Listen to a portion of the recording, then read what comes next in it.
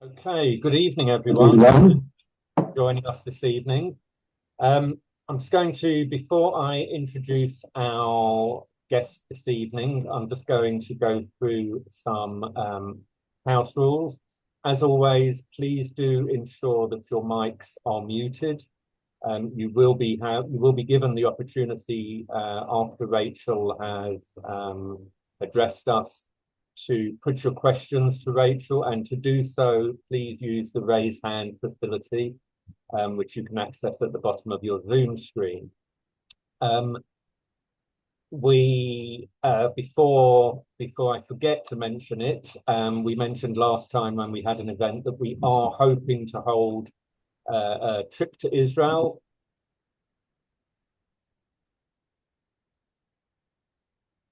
You muted yourself, Steve. Steve, you're muted. Steve, you're muted. How did that happen? Did anyone hear anything of what I was saying? Yeah. Yeah. Okay. Where did I you missed hear the what? last few sentences. Okay. So forgive me for that. I don't know how that happened. So yes, if you can mute your mics, use the raise hand facility for later when you're invited to ask questions. And I think that's about it. We are hosting a trip to Israel, or hoping to host a trip to Israel later this year. Um, we did mention previously that it would likely be in October, but we are looking at dates potentially in November because of lower flight costs. So, if you are interested in finding out more about the trip, please do call us. All of our contact details are on our website, www.nja.org.uk. Okay, so without further ado, we are delighted this evening to have Rachel Lester with us.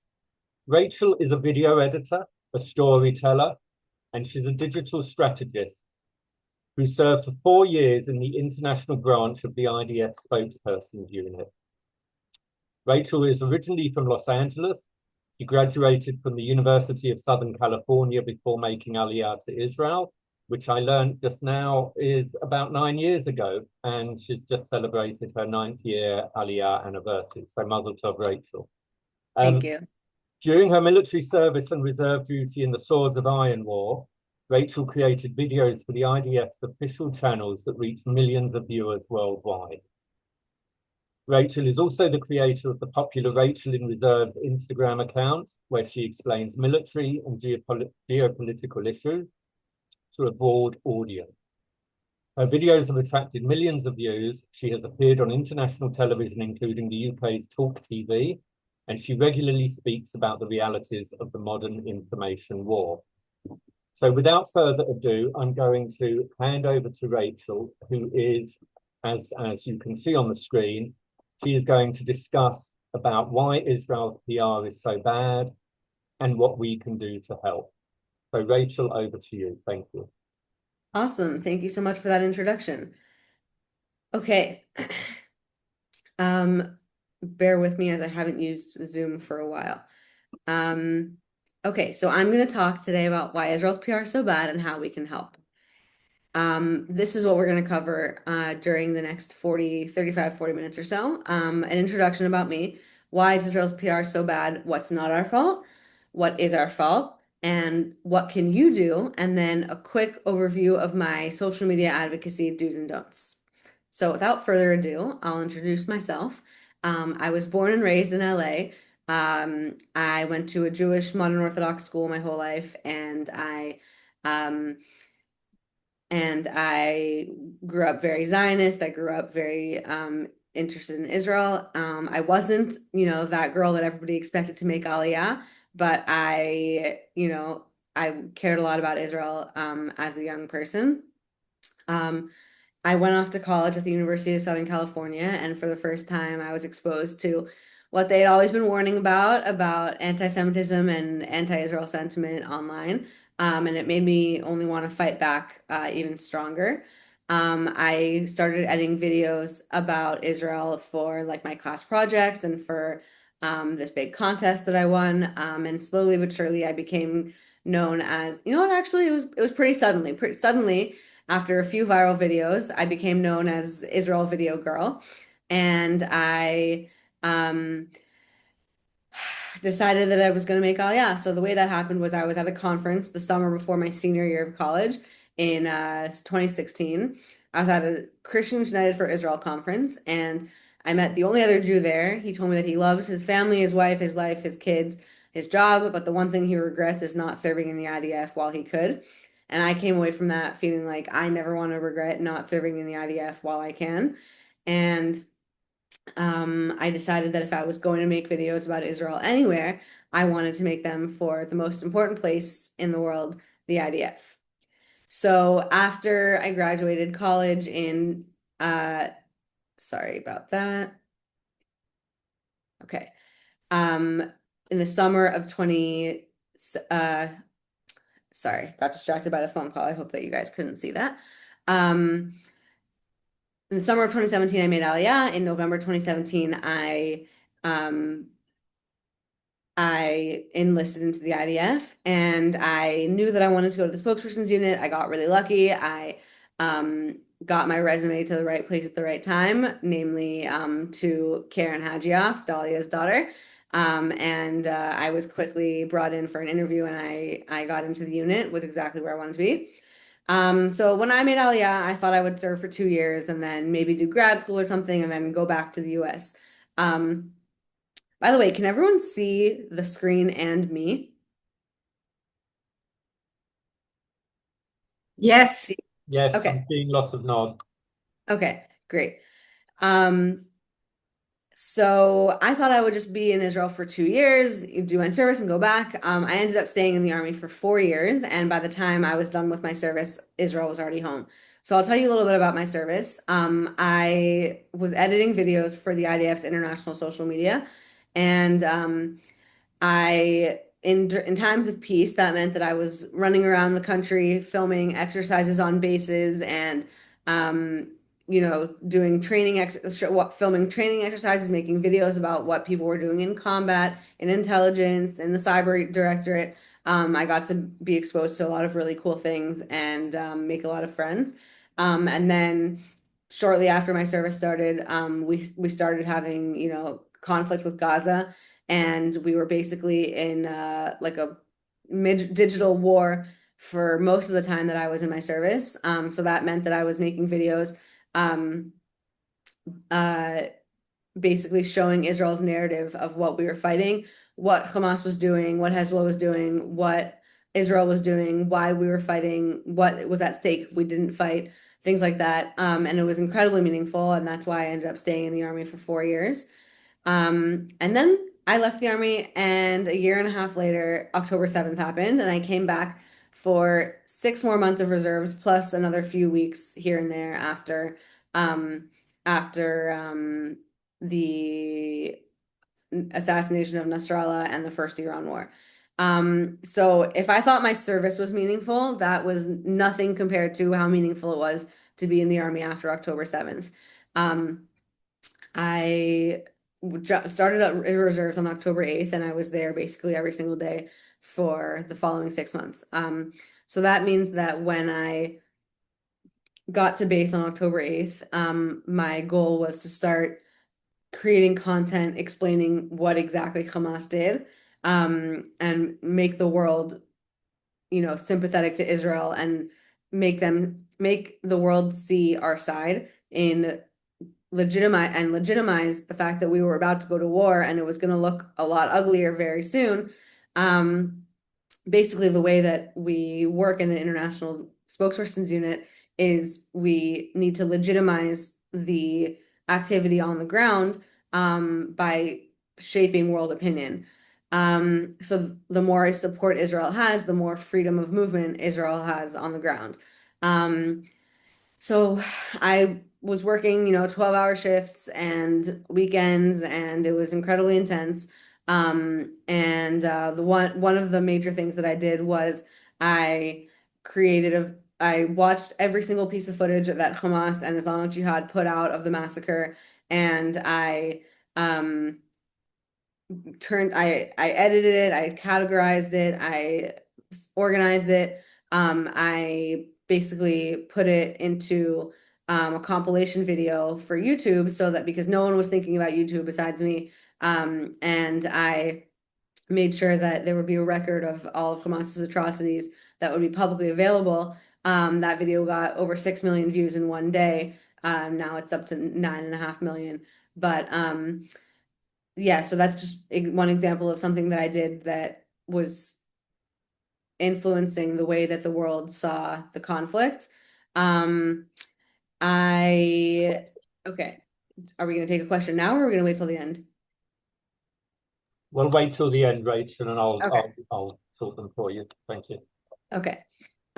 So basically, long story short, I served through a lot of operational activity in Gaza, with Lebanon, with Hezbollah, with Hamas, the October 7th massacre, the Hezbollah Beeper operation, the first Iran war.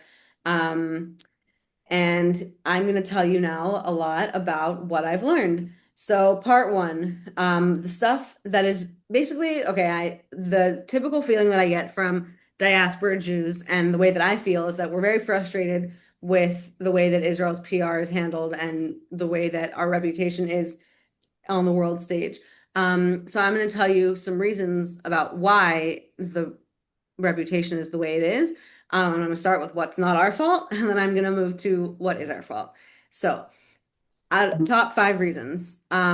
First, whoever posts first wins. So the world of news and social media basically works in the way that whoever posts first wins. Whoever posts first gets believed first, gets shared first, and anything that happens after that, even if it's a fact check, even if it's exposing that the first thing had been a lie, that's what people believe. So what usually happens in the spokesperson unit is that we prepare for months, if not years in advance, but then an unexpected event occurs. Hamas publishes a statement, and then the IDF scrambles to investigate and respond. The problem is world attention stops after Hamas's statement because that's what they already believe, and anything that goes against that is basically, white noise. Nobody wants to hear it. The number one example of that is, I don't know if you guys recognize this picture, but it came from the Al Ali Hospital misfired rocket attack. So I'm sure you remember when Islamic Jihad tried to fire a rocket at Israel and it backfired and it misfired, landing short and hitting a hospital parking lot in Gaza. The IDF took about 4 hours, a little over 4 hours, to figure out that it was not what Hamas claimed. Hamas claimed that there were 500 people killed by an Israeli airstrike. And lo and behold, what was the truth? There was not 500 bodies, and Israel did not carry out the attack. So in my book, I go into great detail about what was going on every minute of these 4 hours. Different officers going through different channels to search within the Air Force and the Firepower Center and COGAT and intelligence and figure out exactly what's going on. But that process, even though the IDF was working as fast as it possibly could, that process took over 4 hours. And in the world of crisis communications, that is, miraculously fast, but in the world of social media, that is way too slow. The problem is that the IDF cannot afford to sacrifice accuracy for speed. There's just no way that we can afford to come out with a statement before we absolutely 100% know the reality of the situation. And because can you imagine if the IDF had posted that it wasn't us, and then by some turn of events it had been us? We would have been finished. Our credibility would have gone down the toilet. We would have never recovered. This, of course, raises a huge double standard because while we can't afford to sacrifice accuracy for speed, Hamas can say whatever they want immediately with no consequences when it turns out to be a lie. That's just the way that this war works. It's really frustrating, but there's really nothing we can do about it. And again, we can't go any faster because we need to check every corner to make sure that we know what's going on. And I will say that there's been a huge improvement in the IDF speed over the last few years. When I was a soldier, Really crazy events often took days, if not weeks, to get responses out, to get investigations done and responses out. And I think that, in the October 7th war, figuring things out in a matter of a few hours was incredibly fast and showed how much the IDF had grown to value the opinion of the international audience. Okay, number two, you can't fight photos of dead children. I hate even looking at that phrase, so in my book I call it PODC. You just can't fight photos of dead children. It's human nature to empathize and sympathize and feel for the children in the photos that are harmed or killed, and there's nothing you can do to fight that. That's why Hamas designs the battlefield for maximum civilian deaths. That's why they operate out of schools and homes and mosques and hospitals. They create a situation where kids and women and also men are going to die so that they can get pictures to post on social media and to show in the regular media, to generate outrage at Israel. That's also why people in Gaza stage photos and fake photos. You'll see the same children being covered in blood on a stretcher in different areas in different years. I'm sure you've seen those kind of photos and exposés. And you also see photos from other global crises posted as if they were from Gaza. This photo, I know it's hard to look at, it's captioned, "A Palestinian child from Gaza died of hunger." It was posted in October or November of 2023. Guess where this photo was taken? I'll give you a hint. It was not Gaza. It was actually Yemen. But journalists and people in Gaza retweet these kind of things and they go viral, and it takes weeks, if not months, for investigations to come back with, where the photo actually came from. 3, Qatari funding in universities and training of journalists. So it's been like this big open secret for the last, several years that Qatar is funding American universities. In fact, the US administration found that that last year, the largest source of funding came from Qatar.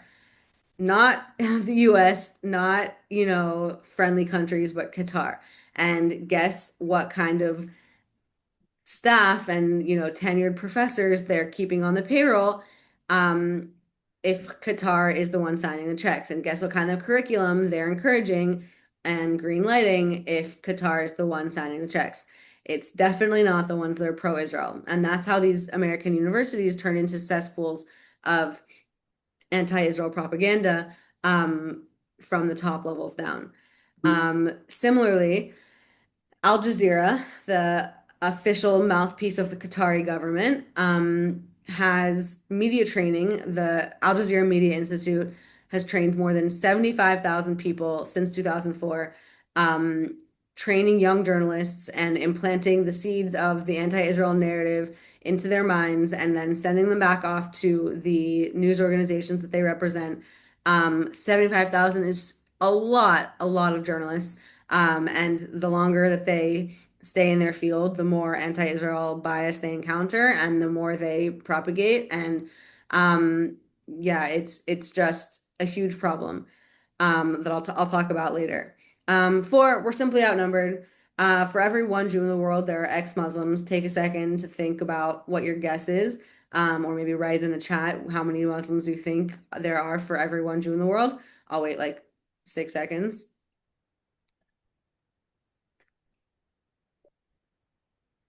Okay, the answer is that for every one Jew in the world, there's 135 Muslims. That does not mean that every Jew is pro-Israel and spreading pro-Israel things on social media, and that does not mean that every 135 Muslims is sharing anti-Israel things and is active on social media. But just statistically, the way that it turns out, the numbers don't lie. The numbers show that we are vastly outnumbered. And when pro-Israel creators post content, there are an exponentially smaller number of people who can share it and support it compared to anti-Israel content. Additionally, the anti-Israel ecosystem relies heavily on bots, which comment horrible things on pro-Israel posts and also posts that have nothing to do with Israel. and make it seem like we are way more alone than we actually are, and make it seem to uninformed people that this anti-Israel perception is way more popular than it actually is. I actually make videos on my Instagram making fun of the bots that comment on my stuff. And I found that, you know, a very large percentage of the hate comments that I get on my profile are bots, which just goes to show that we're not as alone as we think we are. There's not as much hatred in the world as we think there is.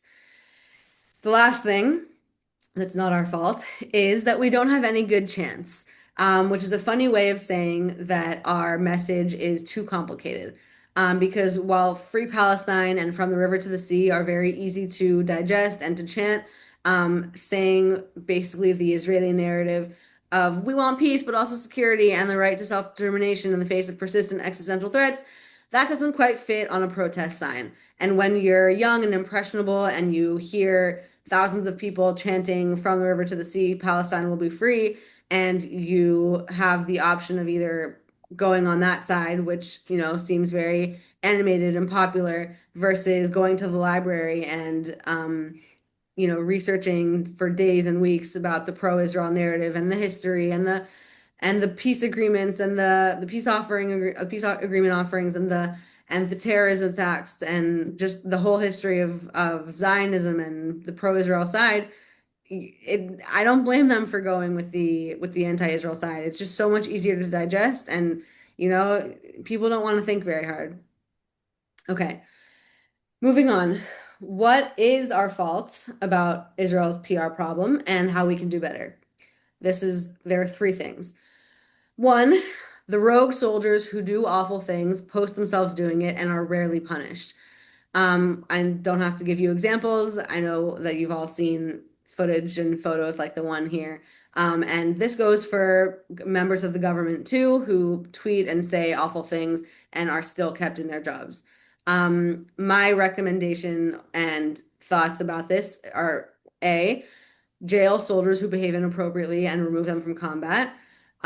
B, do education in high schools and mechinas, which are pre-army education programs, about like what's at stake, what kind of behavior is tolerated, what kind of behavior is expected, what kind of behavior you know, might feel natural to do during conflict and war, but is not acceptable and definitely not to document and share on social media.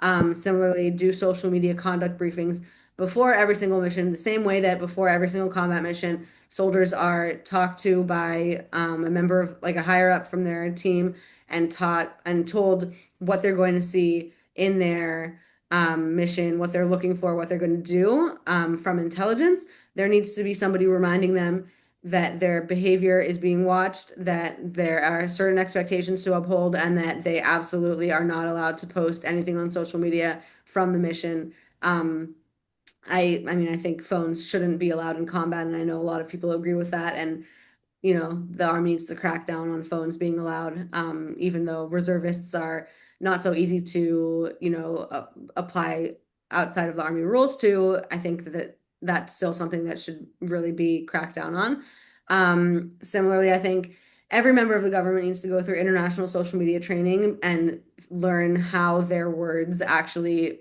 matter on a global scale, and remove problematic ministers from their position and publicly denounce them.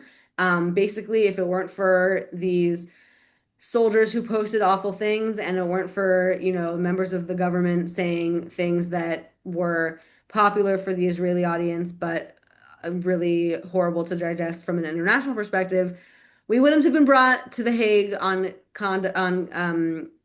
accusations of genocide. These things have real consequences, and you know, literally anti-Semitism around the world is as high as it is because of the bad behavior that we see from our soldiers and from our government, and it needs to be cracked down on. Problem number two, we are trying to fight emotions with facts. When you see a crying a woman, child, you're immediately gonna, you know, human nature is that you're gonna feel for her. You're gonna want to support her. You're gonna want to have her stop crying. something that I noticed when I went back and watched interviews of October 7th um, and the days immediately after was that the Israelis and the people representing the hostage families and the soldiers who were going to fight, they were all very resilient and strong and tough. And that doesn't win people's hearts and minds. But even though Israel hadn't even responded yet, the Palestinians who were on the news were already crying. And that's the story that gets attention. That's the story that gets sympathy. Um, I want Israelis to stop being so tough all the time, learn to cry in public, learn to tell our stories with emotions, not just facts, make it impossible for the world to look away from the atrocities Hamas committed on October 7th. Something that was really frustrating for me was that a few weeks into the war, we were told that we were no longer allowed to publish graphic footage and photos from the massacre on our social media because it was just too traumatizing for the Israeli audience to relive it over and over and over. And I fully empathize with that. But I would say that it's critical to continue showing the photos and footage from the massacre even today, because the only thing that can combat photos of dead Palestinian children is photos of dead Israeli children, photos of dead Israeli women, photos of, bloody hallways and bombed houses and you know, things that really are uncomfortable for Israelis to see. We need to make it so that the world can't look away. Number three, and the last one of this list, Hasbara is in the hands of the wrong people. And I'll say in a few different ways. One, nearly all the IDF spokespersons unit officials do not come from PR backgrounds. The same way that you would not hire a tank driver to fly a plane, you should not hire an infantry soldier to run PR. And I know that I would say that there have been a lot of people who come from diverse backgrounds and represent Israel very well, but they all make mistakes at the beginning. They all have a huge learning curve, and some really never grow to understand the magnitude of or the type of information war that they're fighting because they just can't relate to the international audience. Um, I think that there needs to be a serious change in mentality in the army, and there need to be people who represent the army need to either have like serious social media training or media training or like from professionals, or they need to come from the communications background, have studied it in college, etc. Next thing is that almost everyone who represents Israel in the media fits the white colonizer narrative. All of the IDF spokespeople are white. The prime minister looks like a white colonizer, I'm sorry to say. And the people representing the government don't match the people of the country who are, Muslim, Druze, Arab, young, Black. We need to invest in amplifying voices, really picking people who represent the diversity that is Israel and training them to talk to the media and talk on social media and invest in amplifying their voices. We're not reaching young people where they consume information. I'm 31 and I don't even know where people who are 18 get their information now. So how can people who are 40 and running Hasbara organizations and running the spokesperson's unit, how can they know? So we need to have young people at the forefront of this war and attract the people who are active on, podcasts and Reddit and Twitch and all these things that I've never heard of because I'm an old person now. And low government salaries do not attract PR professionals. The absolute shanda of a budget that the government and the IDF have for their people is really a problem because people who are skilled in communications, they they can't afford to take their skills and work for the government. Um, I personally was offered the job of running the social media for the Ministry of Foreign Affairs, and I had to turn it down because the salary was half of the salary that I had been making at my previous job, and I literally couldn't afford to work there. So I guess I covered all of these things previous in what I just said.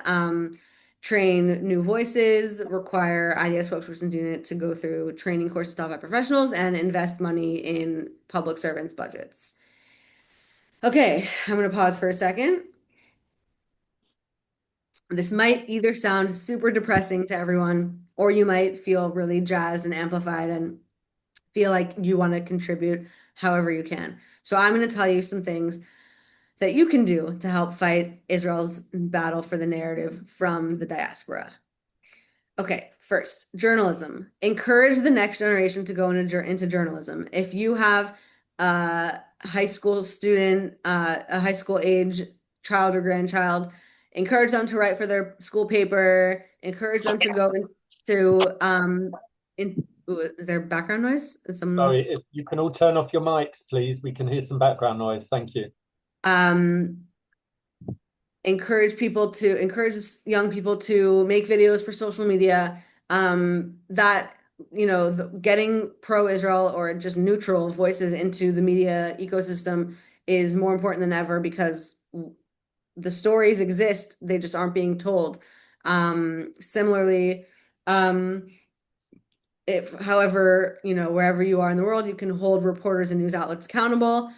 When the BBC publishes something that makes Israel look terrible and maybe is full of lies, comment on the article, comment on the Instagram post, comment on the tweet, and say that you're disappointed and that this is really what happened and it's not what the article made it seem, or that the headline didn't match the story. The headline was sensationalist and clickbaity and didn't match what really happened on the ground.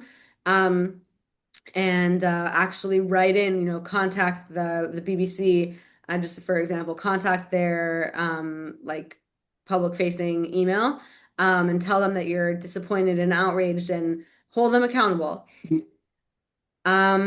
Social media. Okay, work the algorithm. So when you see pro-Israel content on social media, it's important to like, it's important to comment, always great to share, but it's really important, the one that doesn't get talked about enough ever, is to watch the videos all the way through. The way the algorithm works is that when you see a video, Yeah. and guys, please mute yourselves. When you see a video and a lot of people have watched it all the way through, then it'll start sharing that video to more and more people. If you see a video that only has been, sorry, the background noise is really distracting. If there's a video that people press like, but they scroll after 2 seconds, the Instagram or the algorithm is going to take from that the video wasn't worth watching and they're not going to share it to more people. So in commenting, leave positive feedback on good content. I, as a content creator, I thrive off of positive feedback, and I make more content when I get more comments that make me feel good and give me that dopamine hit. On the flip side, fact check and express disappointment on bad content. I can tell you that if I posted something that was factually inaccurate and I got, guys, please mute yourselves. It's so distracting. Eh, I can tell you that as a content creator, I would, delete the video. I would be embarrassed. I would hide under my covers. It would, negative comments really, really affect content creators, and I think also show the people who are looking at the videos and reading the comments, give them another point of view that, is people read the comments. It's important to have fact checking going on. Okay.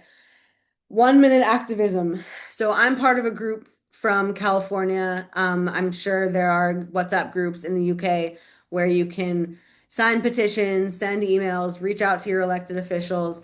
Grassroots change really makes a difference. And taking just 1 minute a day to sign a petition or thank someone for doing something positive or tell your elected official how you feel about a certain issue really makes a difference. Okay, this one is really tough. Push propaganda out of schools. If you have children or grandchildren who are in school, get involved in their curriculum and check and see if they have content, if they have in the curriculum content about Holocaust awareness or Middle East history lessons. If they don't, first of all, if they do, like read them and make sure that they are balanced and give a fair representation to Israel. And if they don't, offer to design one. I know that sounds super intense and complicated, but Stand With Us has really good resources, and I'm sure you could probably, if there's multiple people with the same problem, you could work together and come up with a few, lessons that would really go a long way. Most importantly, vote and lobby. Can't emphasize that enough. It's really important to vote for people who are going to be positive for Israel. And even if they win, regardless of if a pro-Israel or an anti-Israel person wins, it's important to lobby them to show up to their, town halls, to make your voices heard and make sure that they are aware of what their constituents believe and want to see from them. Like I said about social media, hold your elected officials accountable. If they say something awful about Israel, show up to protest against them or comment on their social media. Just be active and be involved in civil society. Okay. I'm doing pretty well on time. In the next 5 minutes or so, I'm going to hope to just go through a few of my quick do's and don'ts when it comes to Israel advocacy online and in real life. Do call out lies, misleading statements, and or blatant lack of context, but don't use personal insults and don't call them anti-Semitic. Most of the time, I would say, if they are a well-meaning person who doesn't know that they're parroting an anti-Semitic trope or repeating anti-Semitic, talking points from social media, then calling them an anti-Semite is just going to make them shut down, not listen to anything you're going to say, and they're probably going to have a more negative view of Jews in Israel after the fact, and they're probably not going to want to engage in a conversation ever again. If they are a real anti-Semite, telling them that they are is not going to make them not one. So it really doesn't benefit anyone. Okay, so when you have a debate or an argument about something that, let's say, Israel is doing that looks bad, for example, sending ground troops into Gaza, present all the possible scenarios and invite the other person to tell you what they think should be done. Meaning, get them to think critically about if they were the Israeli government, what would they suggest? Let's say, October 7th happened and we had 1,200 people murdered and 251 hostages taken. What exactly would you do to get the hostages back and to take out Hamas? Like what are the options that you suggest? Don't put Israel on an unrealistic pedestal. Something that I really hate that people do is call, and I'm sure all of you have done it, and I've done it myself, is call Israel the most moral army in the world, the most moral country in the world, light unto the nations, all that stuff. It's really hard to live up to expectations that are that high. And when expectations aren't met with reality, these images crumble and people start questioning everything they've ever heard about Israel, as opposed to if we just were honest and say, yeah, the IDF is a military fighting a war against terrorists, then, having it be more realistic and not like these grand compliments that can't be lived up to. I think that it would be it would keep people engaged in the conversation a lot better and give us a lot more credibility. Do show appreciation for positive posts, leave comments on social media, just like hearts, Israeli flags, thank yous, love this, stuff like that. Don't react until you fact check. One example of this that I was just talking about this in an interview yesterday, and I talk about it in my book. After the Al Ahli hospital incident, again, the Palestinian Islamic Jihad misfired rocket, the former, emphasis on former, spokesperson for the prime minister tweeted that we hit a hospital because Hamas was operating out of it, and how horrible is it that Hamas operates out of hospitals. Hours later, it became clear that Israel did not attack a hospital, and he basically just created his own narrative, trying to get out in front of the criticism. But in the end, he gave credibility. Like he was quoted as Israeli government spokesperson, and for hours, people were publishing articles saying Israel struck this hospital. And then when he deleted it because he found out it wasn't true, then Israel was accused of covering up a scandal, things like that. All that to say, don't react until you fact check. Don't talk in meaningless pro-Israel cliches. That being the way that I call it is cherry tomato Zionism. Basically, if you don't know, Israel invented the cherry tomato. Israel invented Waze and Wix and a bunch of the SIM card or whatever the microchip that we use in our cell phones. When I was growing up, that was talked about constantly. I don't know if it still is, but don't do it. Don't say that you love Israel because they invented the cherry tomato or they invented the microchip, or don't say that if you were going to boycott Israeli products, you wouldn't be able to use a cell phone. Things like that. Like that isn't a counter argument to Israel's committing genocide. Those things just make it seem like we don't have any actual talking points that address the genocide accusation and really weaken our stance, weaken our image. Last but not least, most important, show compassion and empathy whenever reasonable to the other side. Israelis and Jews are not the only ones with a valid narrative. At the end of the day, tens of thousands, 20,000 Palestinian civilians were killed in a war that Hamas started. It's awful. Families are torn apart. People are in camps, in tents, and living, in extreme weather conditions without a home to keep them safe. The reality in Gaza is terrible. The reality in Lebanon is terrible. Have empathy, show empathy, and give yourself the credibility that you're not just like a warmongering, whatever insult they call us, and show that you're a real person that can be reasoned with and have intellectually honest conversations. Okay, thank you so much for listening. I think I did pretty well on time, just about exactly 40 minutes. Thank you so much for listening. You can follow me on Instagram at Rachel in Reserves. You can contact me at rachelinreserves@gmail.com.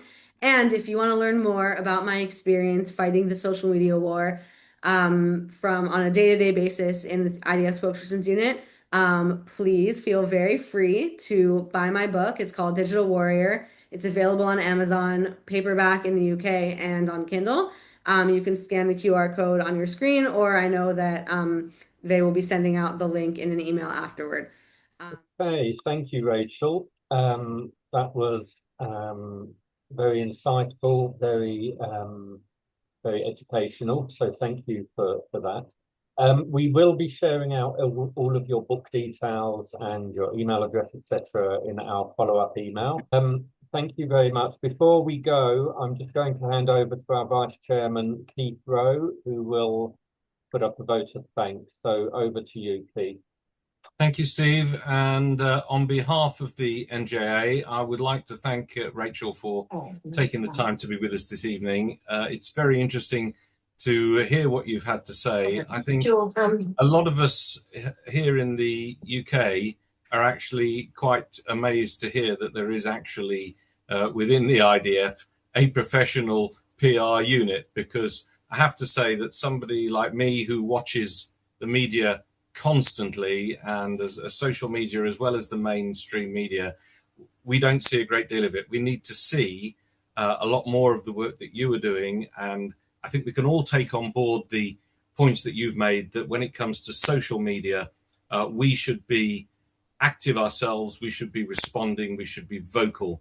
And I think that's something that I would ask everybody here to do, and to ask their family and friends to do as well, so that we do see some comeback for the hateful comments that every pro-Israel posting seems to attract. But I've also taken on board some of the things that other people have said, where some of the high-profile speakers, Eylon Levy is another one that springs to mind, who come across so well in the media. We need more people like that. We need your unit within the IDF to be further professionalized, built upon. so that the people who instinctively don't like what we stand for are at least countered and the proper arguments are put against them. So it's great to hear what you're doing. We wish all strength to you and your colleagues. Thank you for everything that you are doing for Israel, and let's just hope that your work is increasingly successful, because boy do we need it. Thank you very much. Thank you so much. Have a good night, everyone. Thank you.